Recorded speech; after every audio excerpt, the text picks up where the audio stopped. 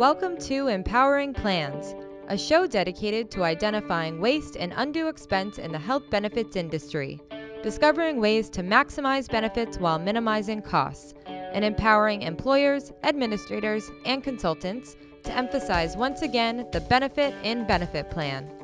Today's episode is brought to you by Castelloe Partners, providing knowledge and business connections to help navigate the healthcare marketplace.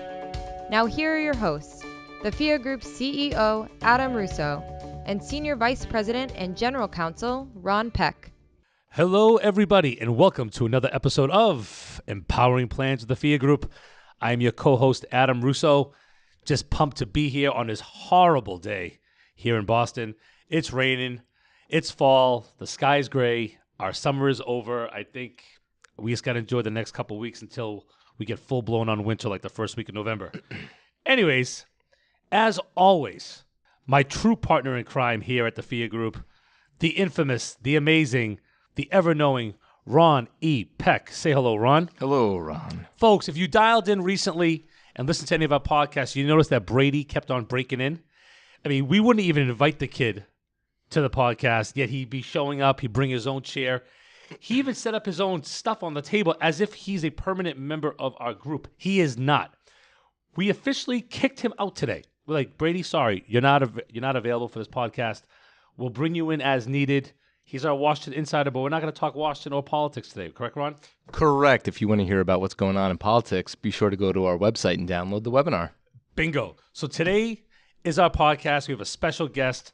Folks, I just want everyone to know we've had some really amazing feedback on our back-to-school renewal season webinar that we did recently.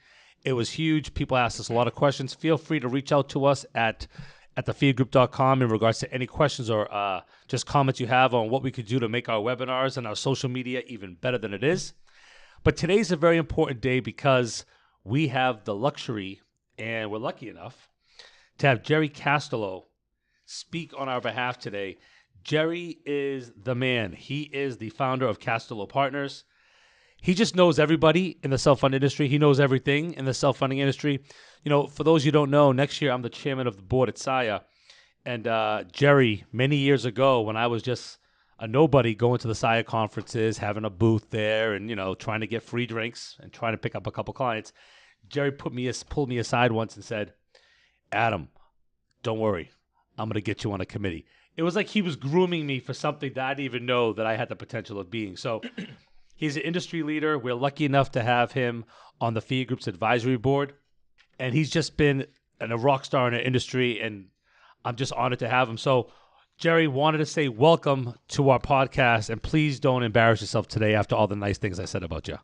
Thank you, Adam. I appreciate the kind words. I remember that conversation, and I remember what I saw in you and what I saw in the FIA Group, and knew that there were better things you could be doing for SIA than writing brochures. So glad we're where we are today. If it was because of that conversation, great. So really quickly, folks, want to give you a little update.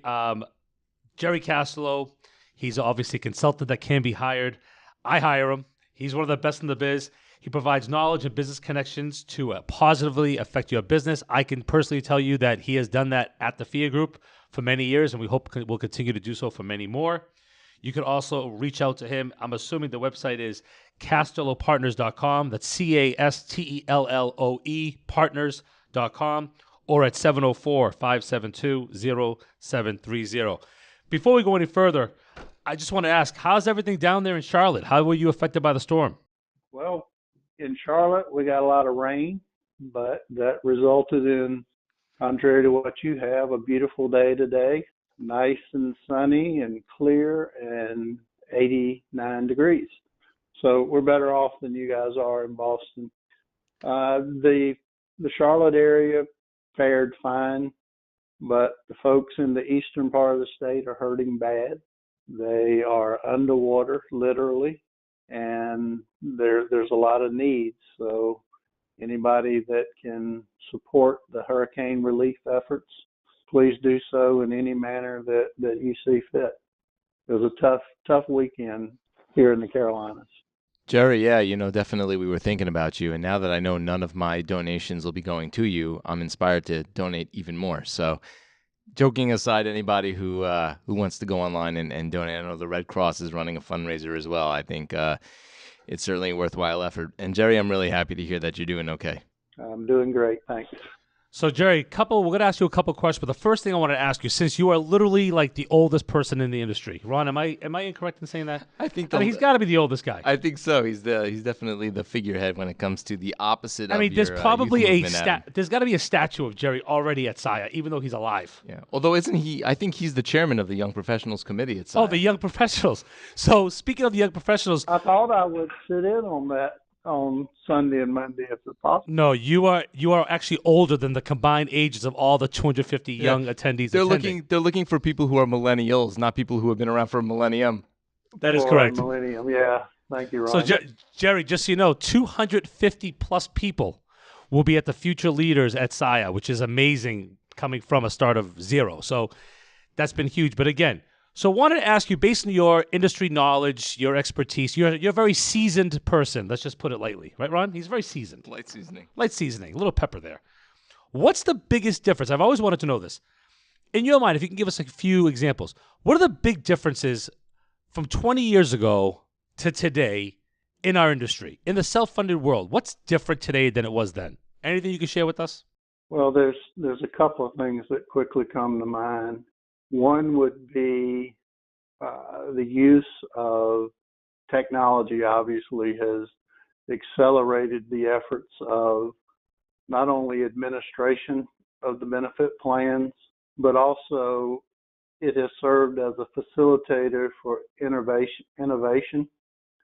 There's a lot of strategies that are technology driven, but there's also a lot of strategies that are just creative thinking driven that are geared to impact what I think is our biggest challenge going forward is the impact of catastrophic claims and high dollar claims on not only our clients' ability to pay, but also the stop loss industry that drives our ability to help employers self-fund, and the employees' ability to participate and afford to be in a benefit plan. So technology is an enabler, where initially technology 30 years ago was the innovation itself. Now it's an enabler for significant innovation in how to administer our industry. So to follow up on your statement of catastrophic claims, was that a big topic 20 years ago? Nowadays, everyone's talking about reference-based pricing, catastrophic claims, stop-loss issues relating to them, the high cost of hospital bills, the fact that you can't audit the claims. Were they the same? Was it the same basic discussion 20 years back? Could we just copy and paste some of the stuff that's being said today and just put it in, a time capsule and go back 20 years and say the same exact thing? Cost has always been a big topic, Adam. Catastrophic claims were not the big driver that they are now. And maybe it's because providers weren't charging as much. There weren't as many innovations in the healthcare side, the delivery of healthcare, that have driven costs. Obviously, there were specialty drugs that were cost drivers back in the day. Back in the 80s and 90s, it was how to maximize the benefit of the plan to the employees. It was used as an attractor of talent, a retainer of talent, and as a reward for being part of the employment of an employer. One of the perks was the value of the benefit plan. As costs have escalated, cost of the plan has become the focus of the employer rather than the value of the plan. And there's a big difference there. The value is what it creates for the employer and the employee base.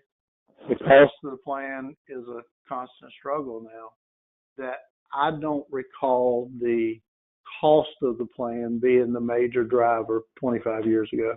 So, Jerry, speaking of, things that have changed and are not quite the same anymore, we talk a lot about some of the innovations and technology you mentioned that have made things better. I've frequently heard that there are certain things that we've done differently that maybe we should go back to doing the way we used to do it. People talk about, for instance, smaller networks, narrower networks, direct contracting. You hear about indemnity plans and how the patient had more skin in the game when they were only being reimbursed for the expense.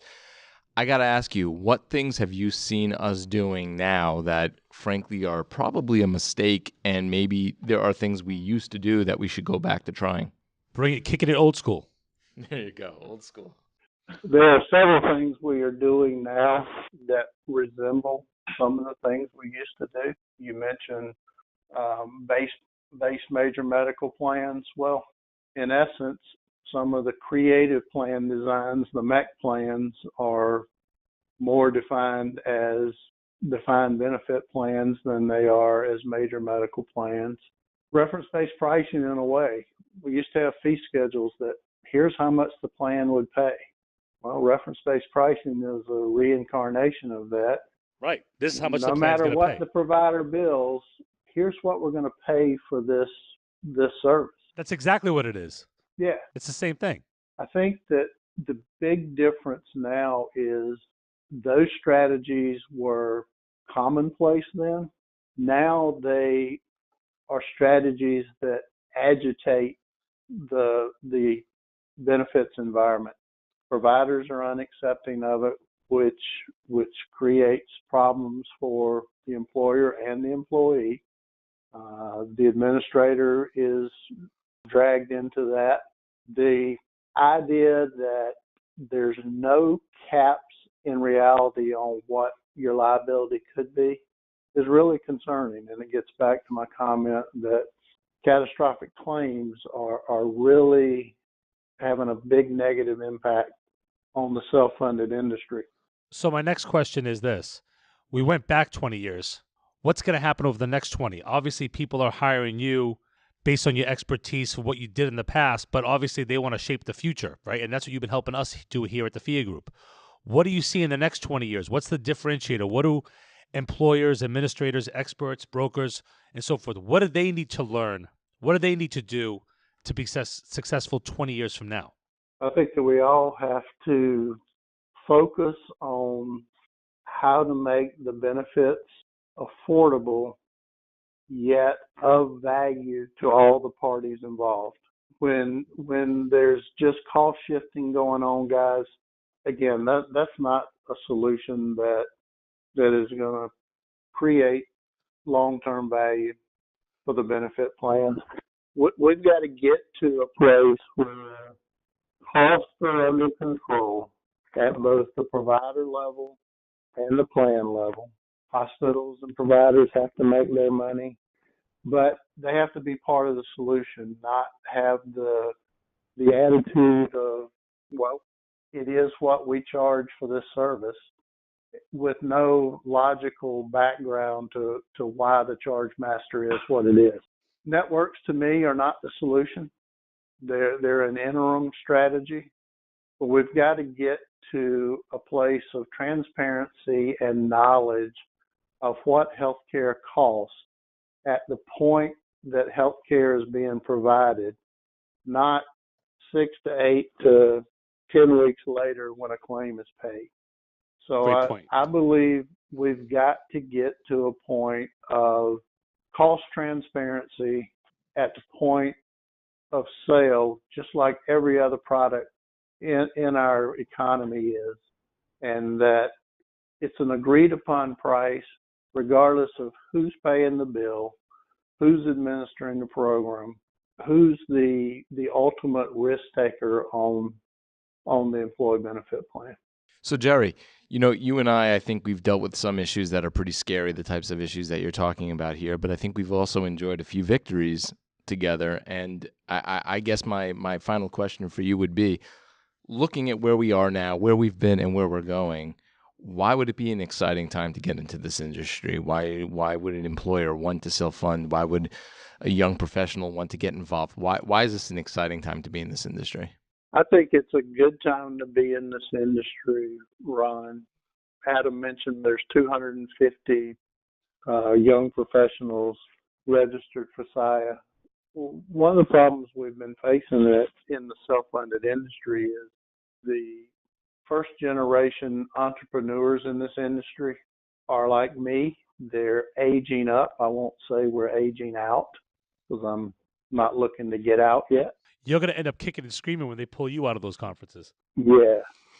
Well, there was no apparent succession plan. So it's great to see that the industry is investing in our next generation of talent. Hopefully, some of that talent that is registered is in administration of the programs, not just the service providers that support the administration of the benefits, because there's a lot of TPAs out there that are in need of an exit strategy for the first generation founders and entrepreneurs. So hopefully some of this young talent will be focused on moving that ball forward and being part of the TPA side of our industry. So, Jerry, thank you so much for all your awesome insight today. Just really quickly, you obviously are a graduate of the University of North Carolina, correct? I am. Very so proudly. you must be proud of that UNC football team at this point. I mean, they're 0-2 record and that amazing loss to East Carolina, a blowout loss. I mean, do you follow the football team at all, or is it just basketball? I follow the football and the basketball. Obviously, it's easier to follow the football. I mean, the basketball, you mean? No, I mean football, because it's comical. The basketball is serious. The football is just a comedy that it's easy to enjoy lightheartedly, the fiasco that's going on. I think a part of it is the colors. That powder blue just isn't that tough. I mean, is that part of the reason you think they don't do that well? The color scheme? It's not powder blue. It's Carolina blue. Oh, I apologize. Carolina blue. I'm sure we're going to get a bunch of emails and texts, Ron, with the difference. I think we just lost the Sherwin-Williams plan business. Yeah, you might have. If God is not a Tar Heel, why is the sky Carolina blue? Oh, very nice. Well, you know what? That's a great point to end it on. So, Jerry Castelloe, the founder of Castelloe Partners, one of my dear friends in the industry, one of the greatest people in the self-fund industry, one of its leaders, and hopefully a leader for many, many years to come. On behalf of our special guest, Jerry Castelloe, our producer, Pat Santos, my co-hosts, the amazing Ron Epek, and myself, Adam V. Russo, the Adam V. Russo, thank you so much for empowering your plans with the FIA Group. See you next time.